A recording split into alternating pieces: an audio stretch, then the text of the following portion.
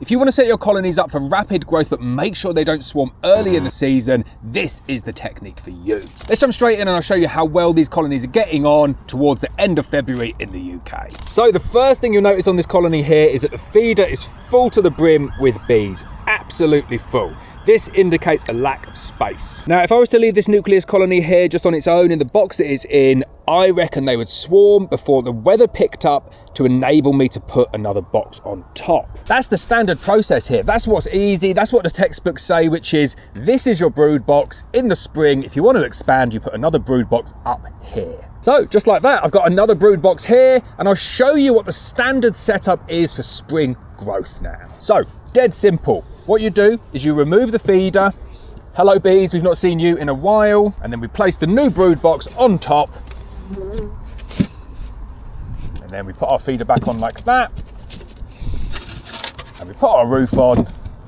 That's the manipulation complete. But this setup here is not good for spring expansion. If you do this manipulation in the middle of April or the end of April, early May, absolutely fine, no problem at all. You've got a brood box down there, the original brood box. You've got your new brood box up here, and then you've got your feeder. However, if you want to turbocharge your colonies, you would like to do this kind of middle of Feb, back end of Feb, and start feeding the bees. Now, if you live somewhere where it's beautiful and warm and there's tons of pollen coming in, you get loads of flying days, and most importantly, you've got really good nighttime temperatures, which means that the bees can brood up and maintain that cluster overnight with no detrimental impact on the new brood, then this system here is all that you need.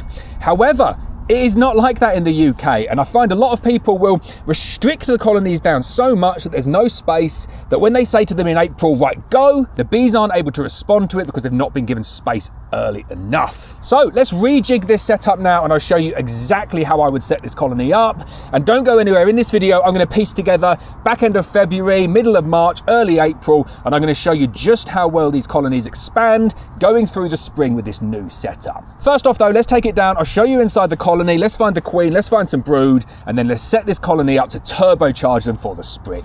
A pretty much perfect nuke, still got loads of stores available.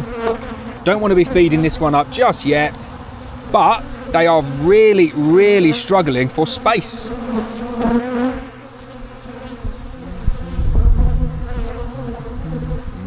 Oh, and there we go, I found my queen.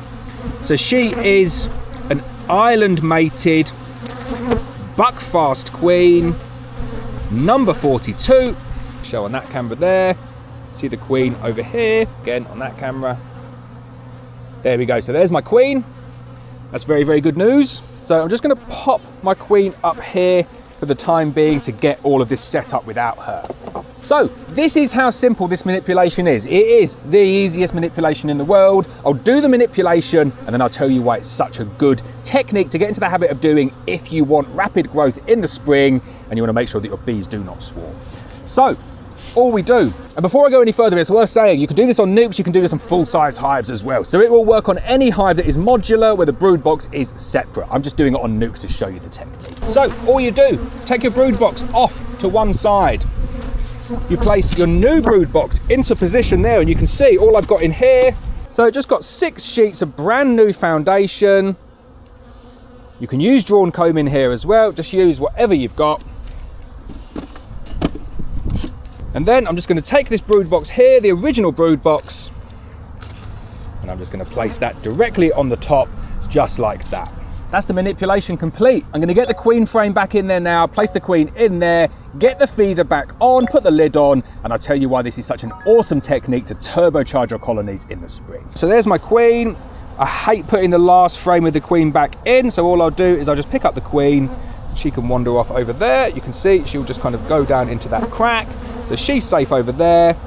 Not going to squish her now. And then all I'm going to do, I'm just going to shake these bees off here, shake them in. Easiest way of doing it means I can show you a little bit of the brood as well. So nice pattern of brood from that queen there. Let's get this colony all set up.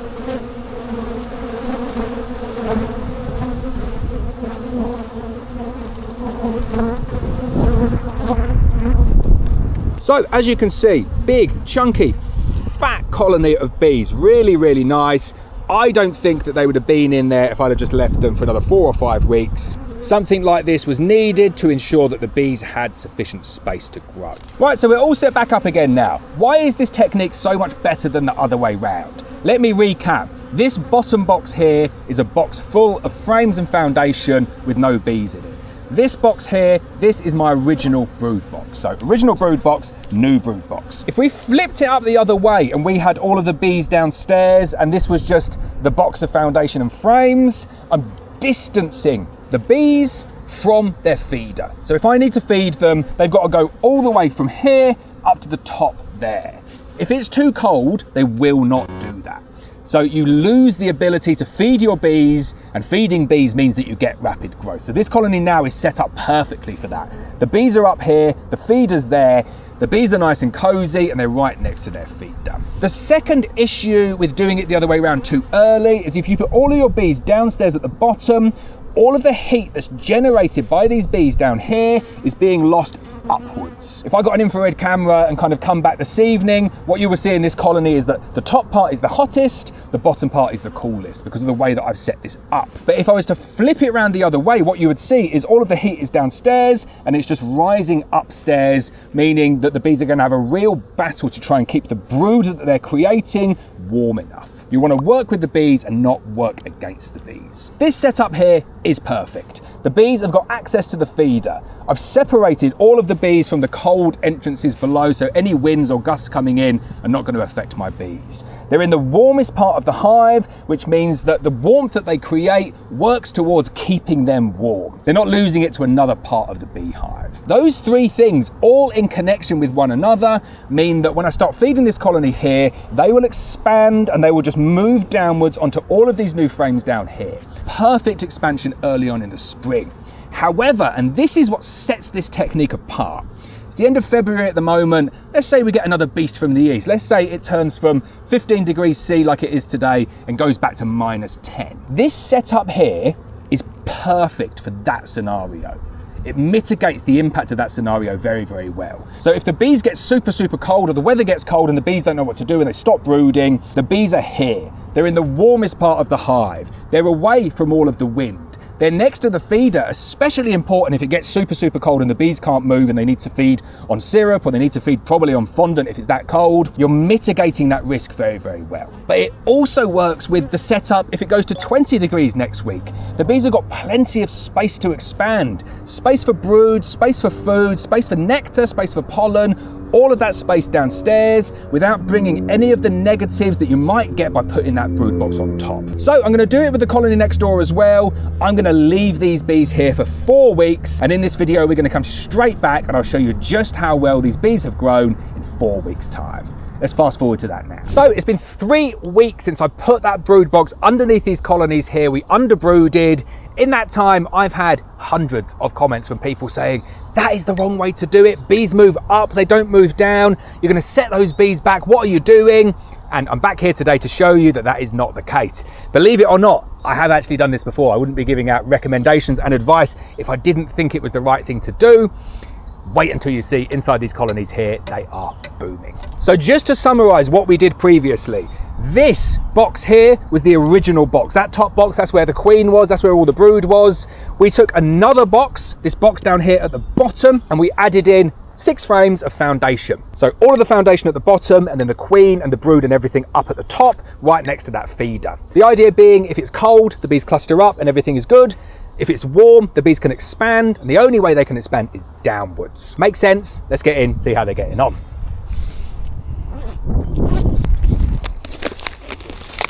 Let the bees know I'm here. Right, let's get into this one first.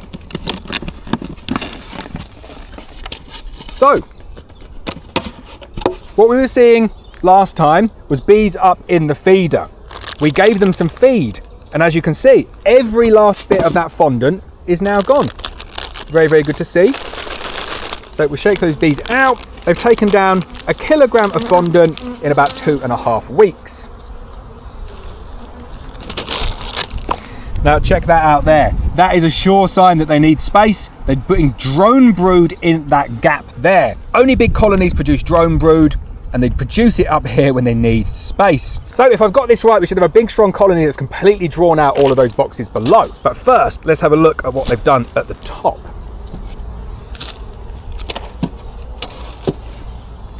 So, looking good.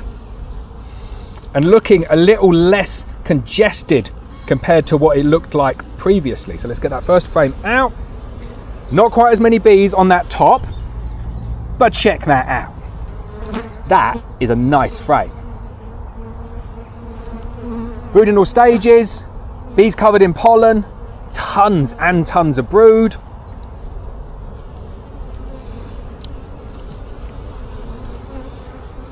Lots and lots of brood. So for anyone thinking it's setting the colonies back, does that look like a colony that's been set back? No. But the proof of the pudding is going to be in that bottom box. But I just want to show you this top box first. Covered. Brood in all stages, every single frame so far.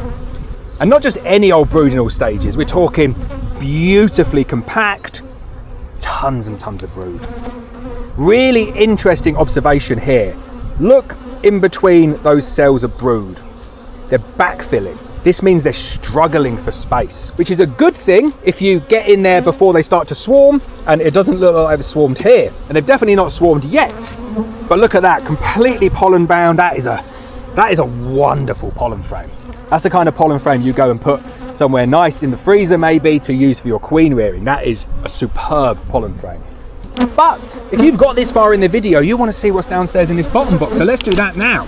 Remember, this box 2.5 weeks ago was just frames of foundation. There were no bees on it. It was not drawn out. It was just new frames and wax foundation. Let's have a look what they've done now. So for anybody who said this definitely wasn't going to work, take a look at that. Completely drawn out. And not only drawn out, laid up with eggs. So every single little bit of that frame there has been drawn out. But not only that, you know, that's one frame, isn't it? Let's see what the rest of the frames are looking like. Frame number 2, completely drawn out, full of eggs. Frame number 3, the edge frame, just completely drawn out. Give it like a 95% drawn out. Number 4, maybe 80% drawn out. Back up into the 90s, got eggs in that one.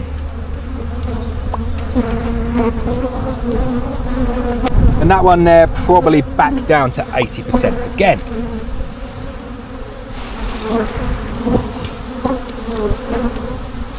So there we go, it works. What's next on this colony here? Really, really simple. It's still cold, and I'm going to do the exact same thing again.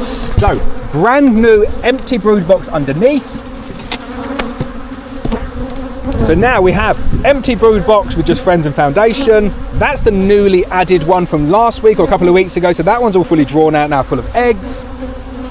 And then this final one that's going on, that is the original brood nest. And then that can go on like that. I'm not going to feed them because they are getting so much natural forage at the moment. I don't need to feed them. I might as well save a little bit of money, try and slow these bees down. Rapid expansion. You can do it with brood boxes, you can do it with your supers. You can take action early on in the year to reduce the risk of swarming without even pulling out a single frame and sticking a brood box underneath. You've been waiting ages to do this video. That is the proof in the pudding. It works, and it works very, very well.